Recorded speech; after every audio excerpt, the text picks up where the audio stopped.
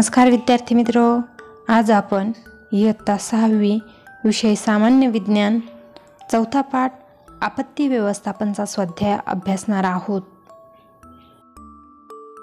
त्यामधील पहिला प्रश्न आहे, आपत्कालीन संपर्क नंबर सांगा पाहू। त्यामधील पहिला आपत्कालीन नंबर आहे पोलीस नियंत्रण कक्ष, त्याचा नंबर आहे 100। दुसरा आहे अग्निशामक यंत्रणा, त्याचा नंबर आहे 101। पुढे आहे रुग्णवाहिका, त्याचा नंबर आहे 102। चौथा आहे देश पातळीवरील एकच आपत्कालीन नंबर 108 किंवा 112। प्रश्न 2, तात्काळ काय उपाय कराल?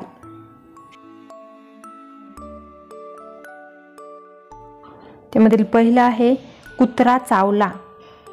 उत्तर, कुत्र्याने केलेली जखम स्वच्छ निर्जंतुक पाण्याने धुवावे, पोटॅशियम परमॅंगनीजच्या पाण्याने ही धुवून घ्यावी, जखमेवर कोरडे कापड ठेवावे, अँटी रेबीजचे इंजेक्शन देण्यास सांगावे। दुसरा आहे खरचटले किंवा रक्तस्राव। उत्तर, रक्तस्राव थांबण्याचा प्रयत्न करावा, जखमी व्यक्तीला आराम पडेल अशा स्थितीत बसवावे, जखम स्वच्छ धुवावे, जखम झालेला भाग हृदयाच्या स्तरापेक्षा उंचावर ठेवावा, जंतुनाशक मलम लावावे, जखम खोल झाली असल्यास डॉक्टरांकडे नेऊन टाके घालावेत। तिसरा आहे भाजले किंवा पोळले।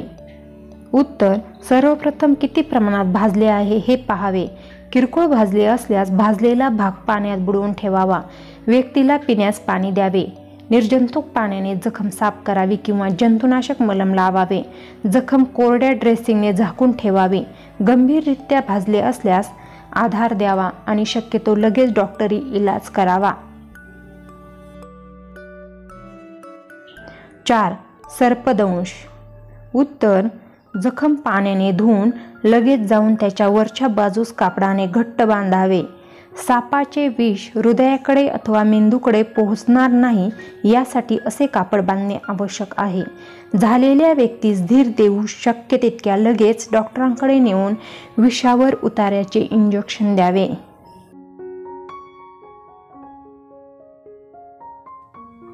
5, उष्माघात। उत्तर, रुग्णास थंड जागी किंवा सावलीत न्यावे, शरीर थंड पाण्याने पुसावे आणि मानेवर व डोक्यावर थंड पाण्याच्या घड्या घालाव्यात, पिण्यास भरपूर पाणी किंवा सरबत द्यावे, शरीर शुष्क होऊ नये यासाठी प्रयत्न करावेत, उलटी किंवा अशक्तपणा आला असेल तर पोटावर उताने झोपून मान एका बाजूस करून ठेवावी।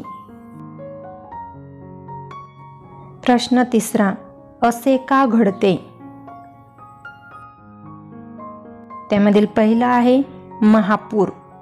उत्तर, एकाच ठिकाणी खूप वृष्टी झाली की नद्या तुटुंब भरून वाहतात, हे पाणी सखल जमिनीवर येते आणि सगळीकडे पूर परिस्थिती निर्माण होते।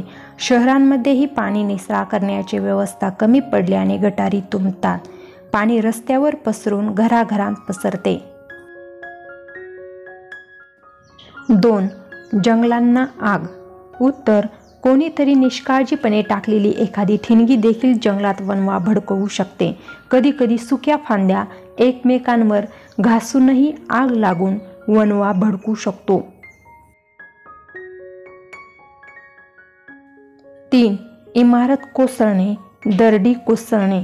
उत्तर, भूकंप झाल्याने जमीन कंप पावते, या कंपनांमुळे इमारती कोसळू शकतात, बांधकामाचे साहित्य निकृष्ट दर्जाचे वापरले तरीही इमारत कोसळू शकते, अतिवृष्टी किंवा ढगफुटीमुळे डोंगर खचतात आणि दरडी कोसळू शकतात।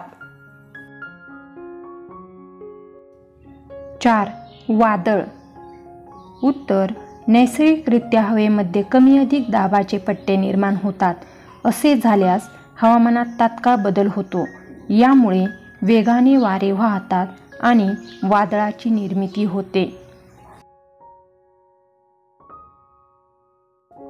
5, भूकंप। उत्तर, भूगर्भात नेहमी हालचाली होत असतात. यामुळे कधीकधी प्रचंड प्रमाणात ऊर्जा निर्माण होते. यामुळे भूगर्भात भूकंप लाटा निर्माण होतात. त्याचा परिणाम म्हणजे भूकवच कंप पावते. यालाच भूकंप असे म्हणतात. भूकंपामुळे जमीन थरथरते, हलते आणि जमिनीला भेगा पडतात.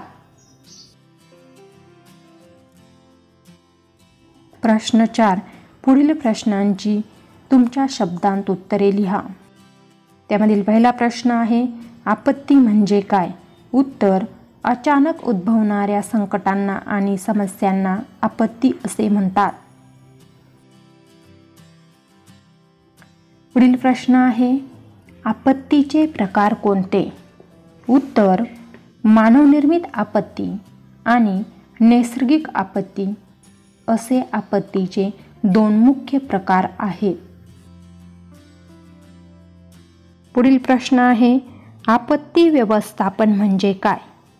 उत्तर, आपत्ती येण्या अगोदर आपण आपत्तींना तोंड देण्यासाठी योजना तयार करणे, आपत्ती टाळणे आणि त्यासाठी क्षमता तयार करणे याला आपत्ती व्यवस्थापन असे म्हणतात.